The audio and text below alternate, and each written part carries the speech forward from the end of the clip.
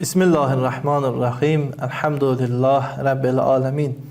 Hər birinizi salamlayıram. Gününüz xeyirli olsun inşallah. Allah itaət və ibadətlərinizi qəbul etsin. Mövzumuz Qur'an-ı Kərimdə imamət məsələsidir.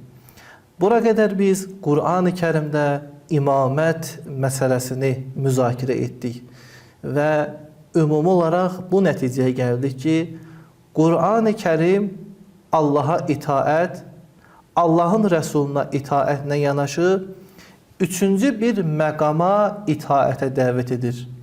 Bu məqam imamət adlanır. İmamət, yəni Peyğəmbərin canişini. Bu, ümumi bir qaydadır. Yəni, hər bir Peyğəmbərin bir canişini var.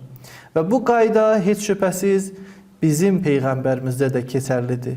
Yəni, Həzrəti Muhammed Peyğəmbər sallallahu aleyhi və aleyhi və səlləm özündən sonra gətirdiyi dini heç bir formada rəhbərsiz öz başına buraxmamış, özündən sonra canişinlər təyin etmişdi.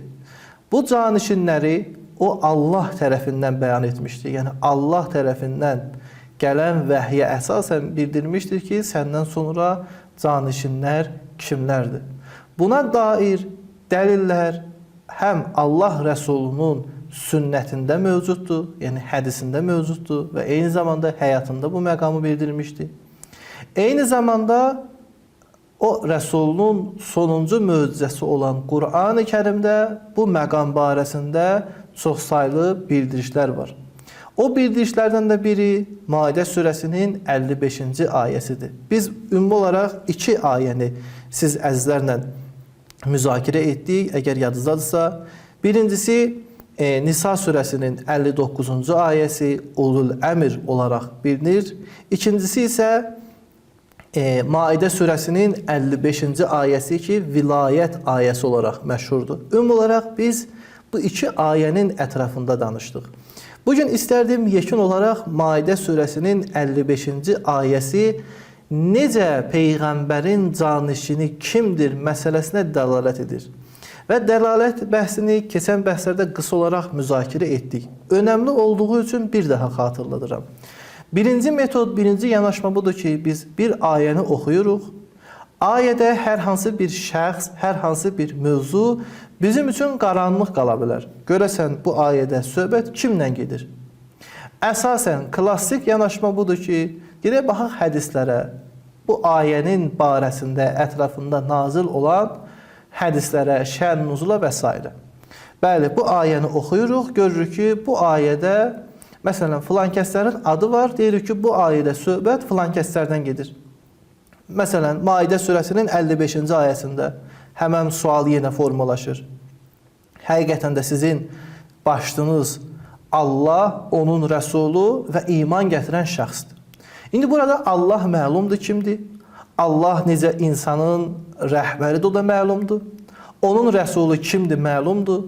Onun rəsulu iman gətirənlərin rəhbəridir, o da məlumdur. İndi burada qaranlıq qalan vəlləzinə amenu ifadəsidir, yəni iman gətirən şəxs.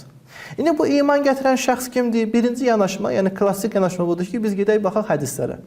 Hədislərdə kim üçün deyilibsə, deyirik ki, bəli, burada məqsəd, rəhbər o şəxsdir. İndi hədislərə baxırıq, 5 dənə hədis çıxdı. Burada hədislərin sənədinə baxırıq, dəlalətinə baxırıq və s. Yəni, mövzu Quran mərkəzlikdən çıxır, gedir yenə rəvayət mərkəzliyinə, yəni rəvayətlərin ətrafında artıq müzakirə edirik. Və dedik ki, bir çox kitablarda bu metodla mübahisə, müzakirə ediblər və çoxsaylı kitablar var. Öz yerində dolğundur, doğrudur. Onunla işimiz yoxdur. İkinci yanaşma bundan ibarətdir ki, biz ümumən hədislərin sorağına getmirik. Bu ayənin özünü digər ayələrə nisbət edərək təhlil edirik ki, Qur'an-ı Kərimin məntiqində, Qur'an-ı Kərimin baxışında rəhbərlik anlayışı nədir və Qur'an kimə rəhbər deyir? Aya Qur'an kafir olana rəhbər deyirmi? Yəni, müsəlmanlardan razıdırmı kafir olan bir şəxsi özlərinə rəhbər seçsin? Heç şübhəsiz xeyr. Yaxşı, müsəlman necə? Quran deyir, bax, o hansı müsəlmandır? Əgər fasiqdirsə, əgər zülm əhlidirsə, xeyr, bu da sənin rəhbərin ola bilməz. Bəs kim? Deyir, müsəlman, adil, alim və s. xüsusiyyətlərə sahib olmalıdır. İndi biz bu meyarları, bu ölçüləri əlimizə alırıq və bu hədislərə baxırıq. Görək, bu meyarlar bu hədislərin hansına uyğun gəlir? Yəni, artıq burada biz ayəni mərkəz qərar veririk.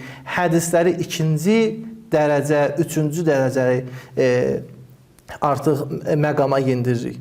Bizim təhlilimizə əsasən bu meyarlar dediyimiz kimidir. Rəhbər o şəxsdir ki, yalnız və yalnız adil, alim və Peyğəmbərə oxşayan olmalıdır. Məqam etibarıyla Peyğəmbərlik məqamına, yəni vəh istisna Peyğəmbərlik məqamına yaxın olmalıdır.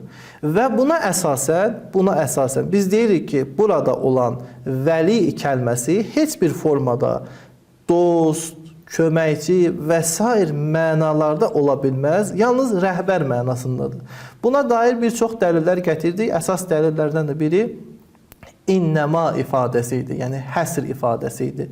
Məxsuslaşdırmışdı. Həqiqətən də sizin rəhbəriniz Allah, onun rəsulu və iman gətirən şəxslərdir. İndi vəlləzinə amenu kimdir?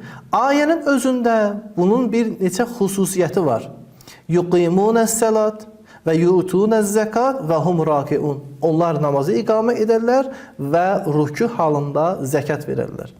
Bu ayənin, yəni bu meyarı bizə kifayət edir ki, bu şəxsin biz kimliyini tanıyaq. İslam dünyasında heç bir şəxs İmam Əli əleyhissalamdan başqa rükû halında zəkat verməyib. Və bu ayədə bu məsələ məzəmmət olunmuyor və eyni zamanda ümumi bir prinsip olaraq da bildirilmir ki, iman gətirənlər rükû halında zəkat verin. Bəlkə bu məqama sahib olan şəxsin xüsusiyyətini bildirmək üçündür. Yəni, heç bir müsəlmana vacib və lazım deyil ki, rükû halında zəkat versin. Ümumən bu ayə onu demək istəmir ki, gedin rükû halında zəkat verin. Bu ayənin mesajı bundan ibarətdir ki, Allah onun rəsulundan sonra sizin rəhbəriniz bu işi görəndir. İslam hədislərinə, İslam tarixinə biz müraciət edirik. Görürük ki, bu şəxs yalnız Əli ibn Əbi Talibdir. Demək, buradan bu nəticəni alırıq ki, bu ayəyə əsasən möminlərin rəhbəri Allah, Allahdan sonra onun rəsulu və rəsulundan sonra Əli ibn Əbi Talibdir. Yəni, iman əhli Allah rəsulundan sonra özü üçün seçdiyi rəhbər yalnız Əli ibn Əbi Talib olmalıdır. İndi Allahın təqdim etdiyi rəhbər Əli ibn Əbi Talibdir. Allah bunu təqdim edib. İndi insanlar onun sorağına gedər, Allahın iradə və istəklərinə tabi olublar. Əgər Allahın iradə və istəklərinə tabi olmayıblarsa, onlar öz şəxsi istəklərinə əməl ediblər. Yəni, təsəvvür edin ki, Allah bir yerə Peyğəmbər göndərir, təbii olaraq bu Peyğəmbərə təslim olanlar da var, təslim olmayanlar da var.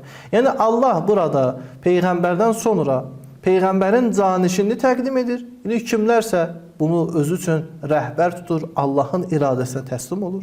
Kimlərsə rəhbər tutmur, Allahın iradəsinə təslim olmur. Buna əsasən şiyyənin baxışında imamət məsələsi, imamət anlayışı etiqadi bir anlayışdır. Yəni, fiqhi anlayış, əhkami anlayış deyil. Çünki etiqadi anlayış budur ki, burada iman və küfürdən söhbət gedir. Yəni, bir insan Allahın buyurduqlarına əməl edirsə, təslim olarsa bu mümindir, ona qarşı çıxarsa kafirdir. Bu ümumi olaraq bu ayənin barəsində olan bizim təhlilimizdir. Əgər bir insan istəsə ki, geniş mütaliə etsin, mən bir dənə kitab məsləhət görərdim ki, Əl-Müraciət kitabına baxsın. Əbdülhüseyn Şərəfüddin Musəvi Amuli Əl-Müraciət kitabının 12-ci məktubuna, 37, 38, 39, 40-cı məktublarına və eyni zamanda 40-dan ta 44-ə qədər məktublarına baxaraq bu ayə barəsində müxtəlif sual və şübhələrə dolğun cavab tapa bilər.